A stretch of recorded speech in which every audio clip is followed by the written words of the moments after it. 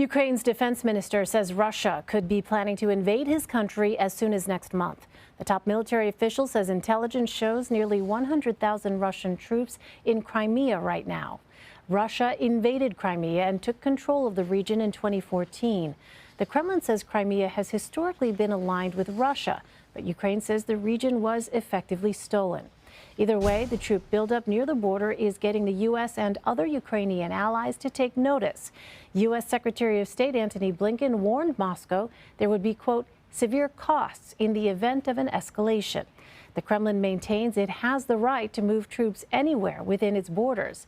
Officials there accuse Ukraine of planning an offensive. For more, I'm joined by CBS News correspondent Christina Ruffini. Hi there, Christina. So this is not the first time Russia has staged troops on the Ukraine border. How are these movements different, and why do officials believe Russia could make a move in January? There seems to be a new level of tension that we're hearing both from the Americans, from NATO representatives, and from the Ukrainians.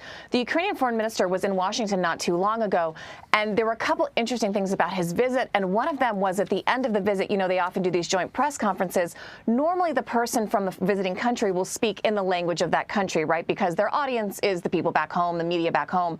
The foreign minister did his entire question and answer session in English, and it was very clear that his audience was Americans, it was Europeans, it was Western countries that he says his country needs to fight back against Russia. And he said over and over again, the best protection for Ukraine is not only its allies, but being permanently and inarguably part of Europe and part of this Western alliance. Now, Ukraine is not a member of NATO, but it was a big topic of this meeting in NATO this past week with Secretary Blinken, because a lot of the countries are concerned about this buildup of Russian troops and kind of the rhetoric out of Moscow, right? We're hearing accusations that NATO is provoking Russia or that Ukraine is provoking Russia.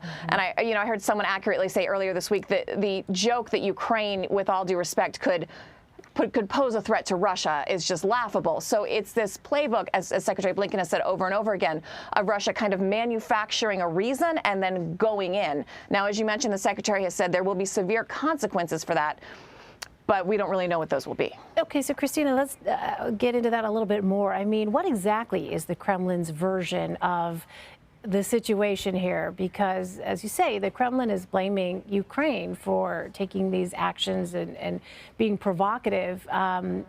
What exactly is it that the Kremlin says is the situation from their vantage point? Well, look, the Kremlin says that this territory has historically been theirs. I mean, if that's what we're going to do, different parts of Europe have owned a lot of different parts of Europe historically. There's this Donbass region, which is in the east, which does have a lot of pro-Russian pockets, a lot of pro-Russian population. A lot of the population speaks Russian and not Ukrainian, but that's common throughout the entire country. Russia argues that, you know, Ukraine is provoking them. There was this incident, I think this week, possibly the last week, where they said Ukraine flew a Turkish drone over the conflict region in the Donbass, and that was provocative. They've also said if NATO troops set foot anywhere in Ukraine, even not in the conflict zone, that will be a provocation and that will be an act of war. So it's just kind of looking for reasons, it seems, to build up. Russia has also said it plans to go ahead with winter military drills, which will be 10,000 additional forces on the border, as well as Russian ally Belarus is going to do their own military drills on its border with Ukraine. So they're really putting the pressure on. So if Russia doesn't pursue diplomacy, Christina, what is the U.S. prepared to actually do to prevent a conflict? And what would the U.S. do if Russia does invade? It's unclear, and it's a question that has been asked, and you know, American officials just keep saying we're going to keep trying diplomacy. They've put sanctions on Russia. There's another round of sanctions that are likely expected if this continues. But Russia historically hasn't really cared too much about U.S. sanctions. Some of them are effective, some of them are not effective. It's unlikely to stop this trajectory if this is something the president really wants to pursue. And as Secretary Blinken said, he doesn't know what's in Vladimir Putin's heart, but he knows the playbook, and everything seems to be looking like Russia is considering an invasion. Now, Russian lawmakers just today or yesterday said that this is nonsense, that there is no planned invasion and Russia's not doing anything of the sort. But people are certainly very tense.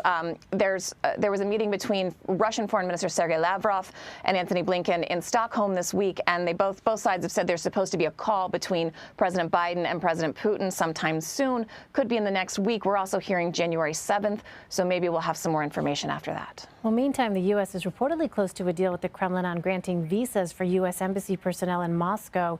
Is that a sign that diplomacy is potentially moving in the right direction? It is a good sign because this embassy spat has been going on for quite a while, and both sides were digging in and expelling each other's diplomats and making it harder and harder for each country to run its respective embassy in the other country. So I know that lower level diplomats and the ambassadors have been working very hard on this. Our ambassador in Moscow is actually a holdover from the Trump administration, so he's been there a while. He knows the players. He's been consistently working on this, and it seems like there might be some movement. So, you know, one of the things that's important in diplomacy is having not just the top guys, but all those mid-level guys who work out the details, knowing each other and being able to work together. So the fact that they're able to maybe reach an agreement on this means at least they're talking in a productive way. So possibly, but you know, it's the guys in the big offices who make these decisions, and we'll have to see what they decide to do. All right, Christina Ruffini, I know you'll continue to keep track of it all for us. Thanks very much, Liam. Christina. Nice to see you. Nice to see you.